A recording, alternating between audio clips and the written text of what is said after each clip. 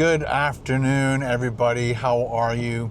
It is Wednesday, and I think it is the 22nd of October. It's about 4:18 in the afternoon, and I am sore. Very, very sore. I wouldn't say very, very sore. I'm sore. And it's not because of the hike necessarily, directly, but it's because of the injuries that we sustained on this. This is probably the most injuries I have ever received from any hike that I have been on. So let me tell you about day one. Day one was hiking out to Allen Mountain, and it was a 12-hour day. So we drove to Lake Placid, well, around south of Lake Placid in a little town called Keene, and we rented a little cabin, and it had 2 bedrooms in it, which is great.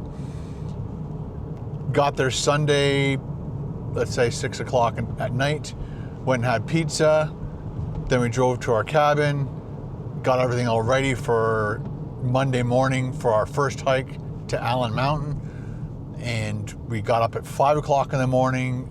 I think we got to Allen Mountain Trailhead by 6:30, and we're starting to go. I think it was like 6:38 or something like that. By the time we went, we had to use our headlamps. It was still dark, and we probably only used our headlamps maybe for a half an hour. Yeah, I think so. That sounds about right. And then it's a good hike. So we originally were told that, if you're not going to do the 46 summits, don't do Allen, because it's a really long hike to climb a mountain down and then a long trek out. And I guess a lot of people prefer lots of things to do or whatever on their hike. I'm not sure why a bunch of people gave it a kind of a bad review. And also there's a bunch of slabs when you get to the bottom of the mountain and you're starting to ascend. There's a bunch of slabs, which is like large pieces of rock, and I guess because water constantly trickles down there, there's a thing called, I thought it was the green slime, but some people I heard Paul mention something about red slime. There's a slime on this rock that makes it sketchy to climb.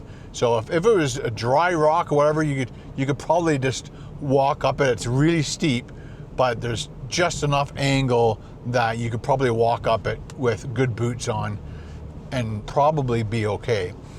But because there's a slime on it, you have to kind of avoid the easy way up because it's just too slippery. So you have to kind of skirt your way around.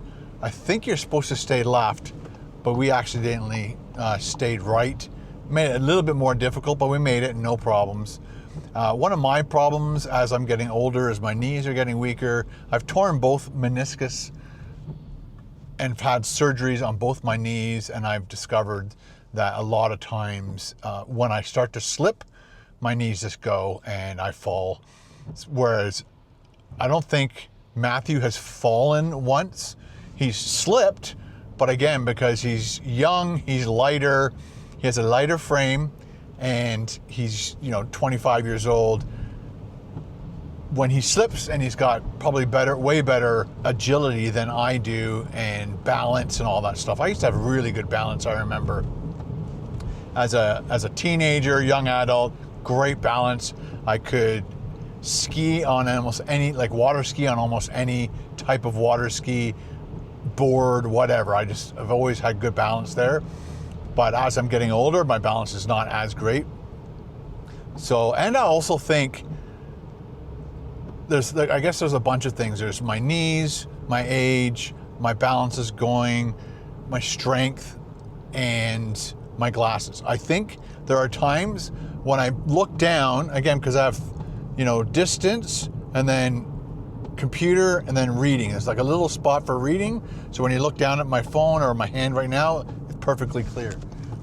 I think that there are times where I look down to put my foot on something and I'm actually now looking through my reading part, which kind of skews what I'm looking at.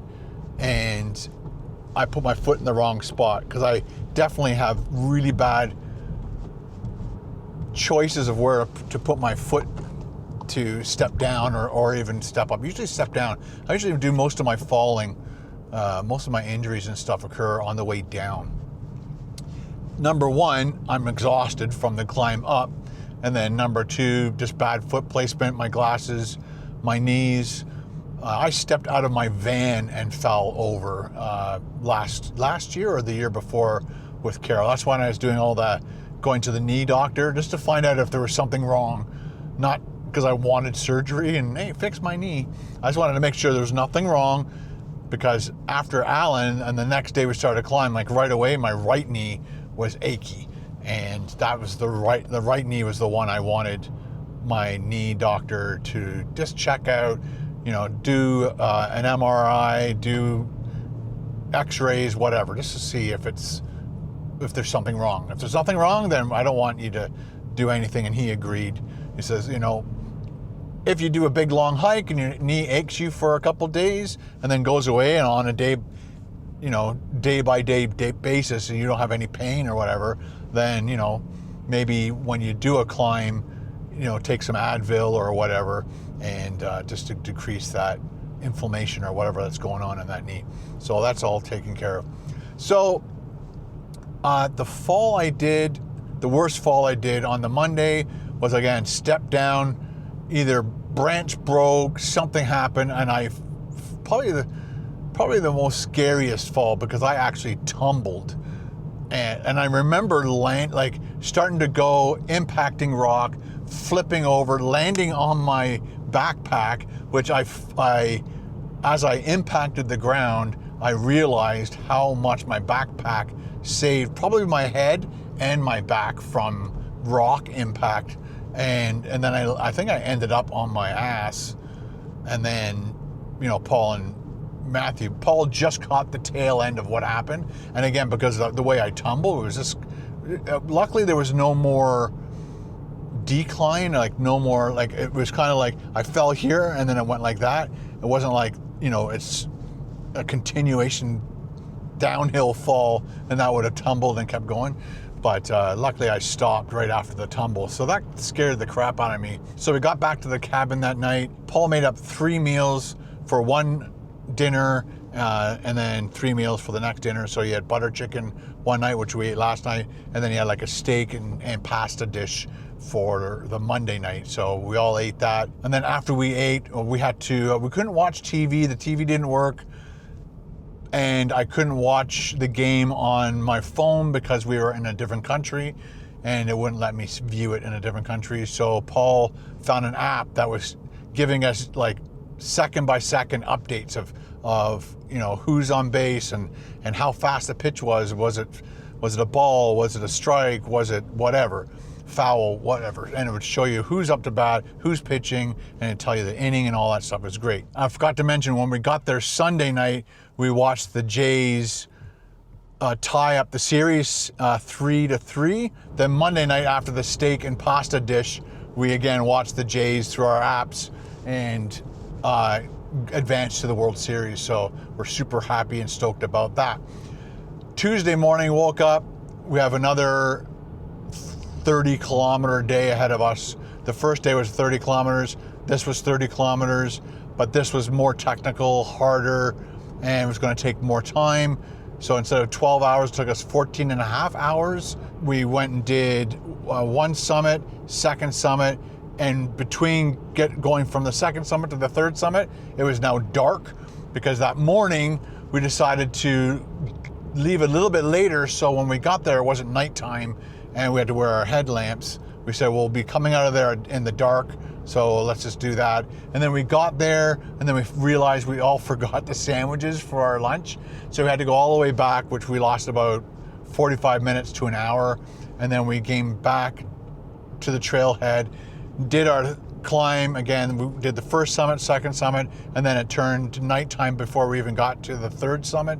And the climb down from that area is very sketchy and technical, and there's these huge slabs of rock, and you have to, and they're probably like 15 15 to 20 feet from the top of the slab, and there's no way around it that we could find. Again, when it's dark and there's 3 guys, we all have headlamps, we're like looking for the easiest way down, and it had rained for about, I don't know, 10, 15 minutes. So the whole slab is wet, slippery. Matthew somehow got across the slab down a bit and then found a crack and climbed down the crack, and he's at the bottom. Paul and I threw our poles down because they're just going to get in our way. They weren't going to help us one bit. So there's like an underhang. So we moved over, Paul moved over. He got pretty close to the crack. I was halfway across, lost my footing, fell down on my hands, knees, feet, my side, and slid down 13 to 17 feet, sliding down this slab in the nighttime, just saying, no, no, no, no, no, no. As I slid down, I think Matthew put his hand on my back to stop me from, possibly hitting the bottom and then going further. So thanks, Matthew, for that. And I was just a mess because it was just all dirt and grime, and I'm like looking for, so that's part of my injury is on here. The other part is both of my knees. Wow, that truck just turned right in front of a car. That was scary. I did both hands like they're both raw because you're sliding down, you're trying to stop yourself because that's what you're supposed to do, is try your best to stop.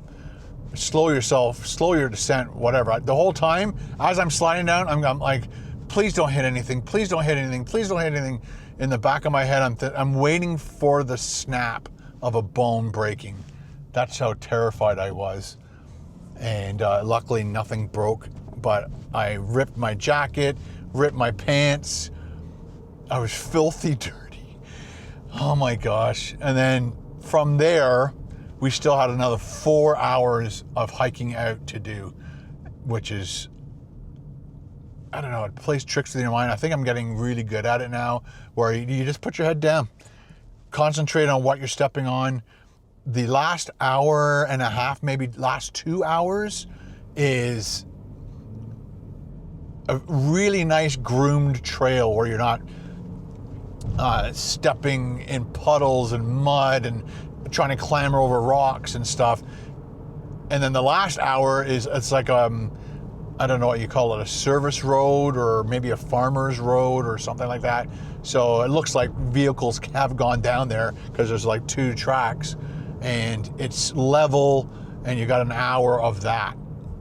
And Paul told me he actually, I forgot to say, after I slid down and impacted the ground, Paul got halfway down, then he lost his footing and he slid down, which we stopped him from damaging himself also.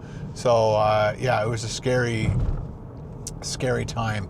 So this time my muscles aren't as sore as all my injuries. Again, both my knees, my hands, my wrists, and it was a scary situation. You kind of like think once in a while, it's like, why am I doing this? I said if I ever did that specific climb again, I would break it up into 2 days, because I'm just not fast. People get in and out of there in daylight. There's no way I could get in and out of there in daylight, especially this time of the year. So I have talked to other people who have done it, and we met a guy on the first summit that we summited. He had already done the first 2 and just finished. That was his 3rd summit for the day, and he was heading out to go home. So, and he was all by himself. He just looked like a very seasoned climber or hiker. He just knew what he was doing. And when we said, oh, so you must have come up the hard way, because all the reviews we read is saying if you go up Santanoni, if you go there, make sure you do Panther and then the 2nd summit and then Santanoni last, because it's a very hard incline. But when we talked to that guy who has done it many times, he's like, oh no, you don't want to go back that way. And then we're like, well, that's what we're doing. So anyway, so I've lessons learned. If you ever do that specific hike, do Santanoni first, because it's easier to go up those slabs than it is coming down, especially at nighttime in the rain. So big tip right there, people. All right, so I'm headed on. I dropped the boys off. I'm headed home. I just wanted to keep you guys caught up. I'm not sure when I'm going to get the videos from the hiking done, hopefully within the next day or two. So thanks for watching, guys. Talk to you later. Bye.